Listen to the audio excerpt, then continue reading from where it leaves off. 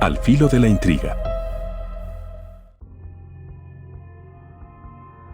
Top 5 de las guerras más absurdas y ridículas de la historia. Desde el principio de los tiempos, los humanos han estado en guerra unos con otros, por motivos más o menos nobles. Las más grandes y famosas batallas de la historia humana iniciaron por motivos de conquista, defensa, venganza, disuasión y muy de vez en cuando, por alcanzar la libertad. Sin embargo, estos son los casos de las guerras más conocidas, pero lo cierto es que la historia está llena de guerras en las que mucha sangre se ha derramado, por motivos que han sido tan absurdos y ridículos que han tratado de ser borrados de las enciclopedias, porque son evidencia de la estupidez humana. Estas son las 5 guerras más absurdas y tontas de la historia de la humanidad. Antes de continuar, te recordamos suscribirte a nuestro canal y activar las notificaciones para mantenerte al tanto de nuestras publicaciones. Número 1. La Guerra de los Pasteles. México y Francia entraron en guerra el 21 de marzo del año 1838 por el pago de unos pasteles que unos oficiales del presidente mexicano habían consumido en un local que era propiedad de un ciudadano francés, pero que estaba en Tacubaya, territorio mexicano. Al parecer, estos oficiales al servicio de México no solo no habían pagado unos pasteles que habían comido, sino que estuvieron tan borrachos dentro del local que ocasionaron destrozos en el lugar. Ante lo ocurrido, el dueño del local exigió un pago al gobierno mexicano, y todo indica que la petición de compensación fue ignorada. Entonces, es cuando el dueño del local recurre a su propio gobierno y el rey Luis Felipe I de Francia exigió una nueva compensación, que era 10 veces la original. Esta nueva cifra nació de reunir una gran serie de deudas y compensaciones que México al parecer había acumulado y debía pagarle al gobierno francés. No hubo acuerdo, y el país norteamericano se negó rotundamente a pagar algo. Así que Francia usó una táctica común para la época: el bloqueo naval. 10 barcos de guerra fueron enviados para bloquear todos los puertos del Golfo de México, el cual inició el 16 de abril.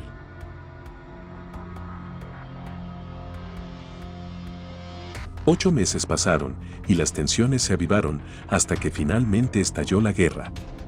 El mismo presidente de México acudió a defender Veracruz, y hasta los franceses enviaron 1000 soldados de infantería para apresar al presidente, pero fallaron en su intento por capturarlo.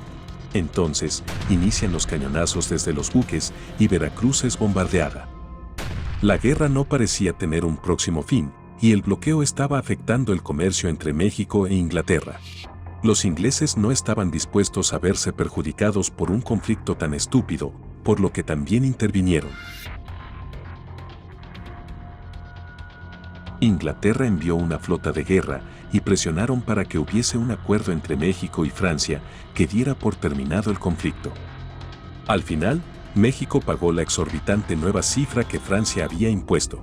En total, eran 600,000 pesos, lo cual era una gran cantidad para la época. Pero a pesar de lo absurdo que había sido el motivo del conflicto, lo cierto es que la Guerra de los Pasteles dejó un saldo amargo de 214 heridos y 133 muertos entre ambos bandos. Número 2. La guerra por un cerdo. Un tratado firmado en 1818 entre Estados Unidos y Reino Unido declaraba que la isla de Vancouver, cercana a la parte norte del continente, era propiedad de la potencia europea, pero había un territorio en disputa, el cual era un pequeño archipiélago, que actualmente se les conoce como las Islas San Juan. En dicho lugar se asentaron 14 colonos estadounidenses y al mismo tiempo una compañía británica llamada Compañía de la Bahía de Hudson. Todo empezó porque el 15 de junio de 1859, un colono americano mató un cerdo negro que estaba devorando su cultivo de patatas sin saber que el cerdo era propiedad de un trabajador de la compañía británica. El trabajador no aceptó la compensación de $10 de aquel entonces que el campesino le había ofrecido por la muerte del animal, y en su lugar, el trabajador de la empresa le exigió al granjero estadounidense que le pagara $100, ante lo cual este último se negó. Así que un grupo de trabajadores de la compañía de la bahía de Hudson rodearon al campesino y le exigieron que cumpliera con el pago.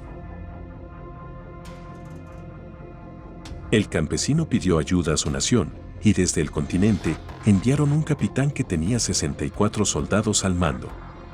En respuesta, los británicos mandaron 3 navíos de guerra y varios cientos de hombres. Y como consecuencia, los norteamericanos enviaron más tropas y así sucesivamente hasta que en la isla hubo 461 soldados americanos con 14 cañones que estaban a punto de hacerle frente a 5 barcos británicos que reunían más de 2.000 soldados de infantería. En lugar de balas y tajos de espada, solo habían insultos de lado y lado, pues nadie quería iniciar una guerra a gran escala entre Inglaterra y Estados Unidos. La situación no había llegado a oídos del presidente de Estados Unidos, y cuando éste se enteró de todo, ordenó retirar a sus tropas, pues era ridículo iniciar una guerra por un cerdo muerto. Finalmente el trabajador de la compañía se quedó sin indemnización. Sin embargo, aún faltaba solucionar algo, y era la soberanía del archipiélago, el cual estaba en disputa.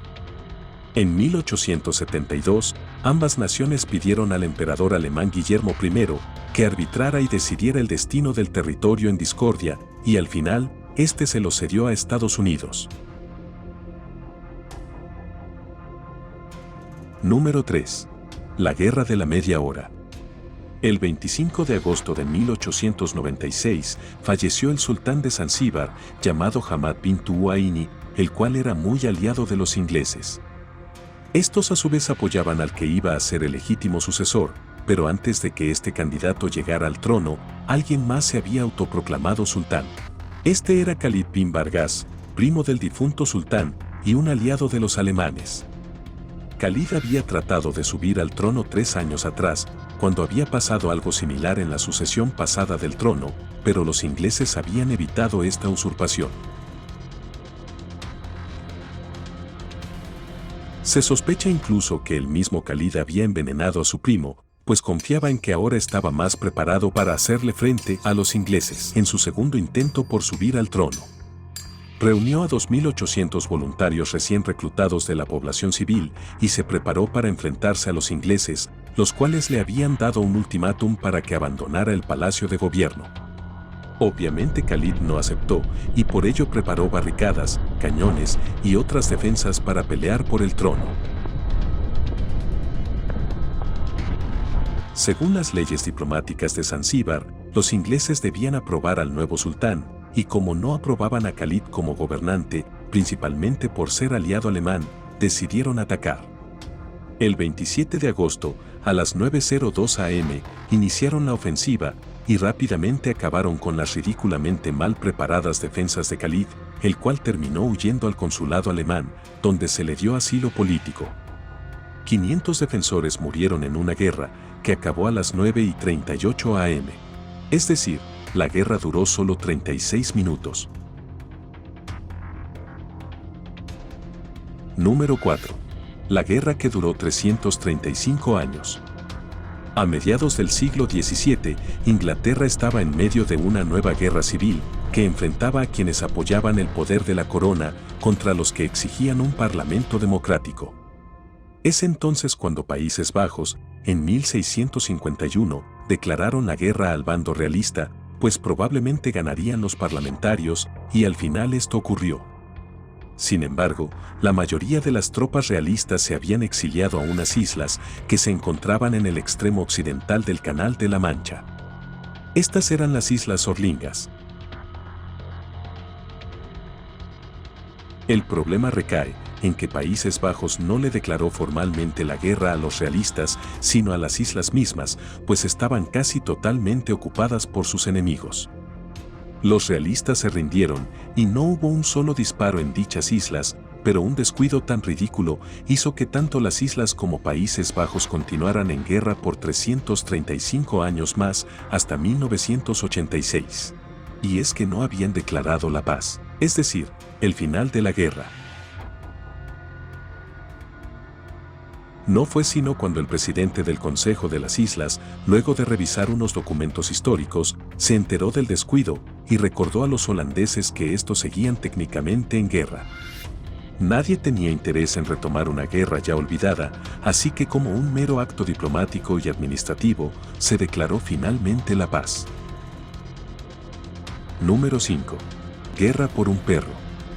En 1925, entre Bulgaria y Grecia, había una ciudad llamada Petrich, la cual hoy en día pertenece a Macedonia, pero para aquel entonces, Macedonia era parte de Grecia. El 19 de octubre de 1925, un soldado griego traspasa la frontera con Bulgaria y los soldados búlgaros lo abaten.